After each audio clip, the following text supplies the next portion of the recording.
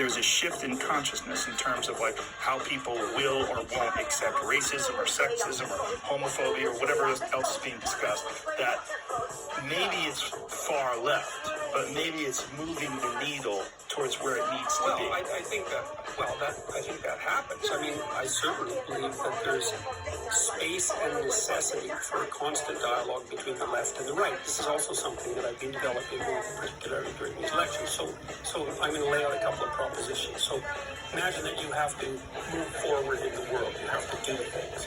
And the reason you have to do things is because if you just sit there and don't do anything, then you suffer and die. So that isn't an option. You have to move forward. You have to move forward towards valued things. So you have to have a value hierarchy. It has to be a hierarchy because one thing has to be more important than another, or you can't do anything, right?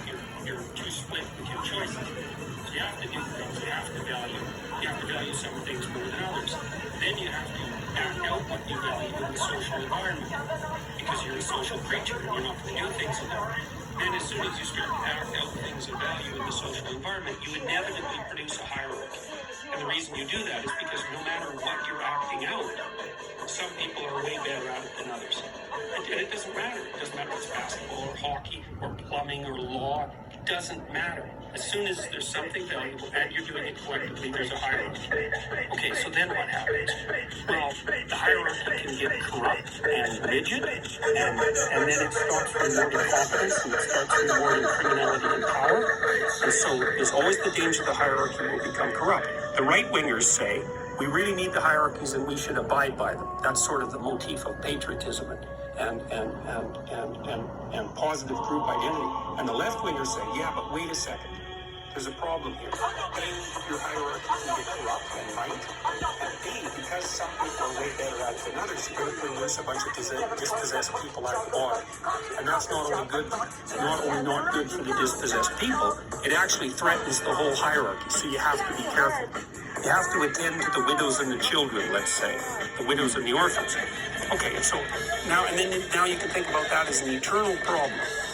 You can't do without hierarchies, but, and that's the right-wing claim in some sense, you can't do without hierarchies and they're valuable. But they're also prone to corruption and they dispossess people. Okay, so now that's an eternal problem. The question is what you do about it. And the answer to that is, there's no final answer to the problem. So what you have to do is you have to have left wing and you have to have a right wing. And you have to talk all the time about whether the hierarchy is healthy and whether or not it's dispossessing too many people. And then the problem with that is that discussion can go too far. Because the right wingers can say, hierarchy overall is right.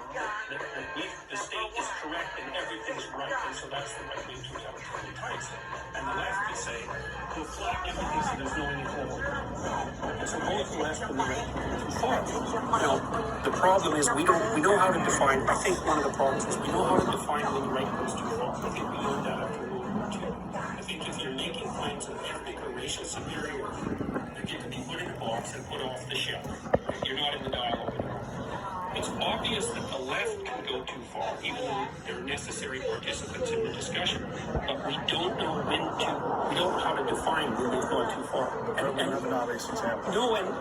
you might think, well, that's the moderate leftist's problem. It's their moral responsibility to dissociate themselves from the radicals, just as it's the moral responsibility of reasonable conservatives to dissociate themselves from the John Birch and Ku Klux Klan types. That's a very important point. But it isn't just the moderate leftist problem, because even the people on the right don't know what to point to when they say, no, you've gone too far as a leftist.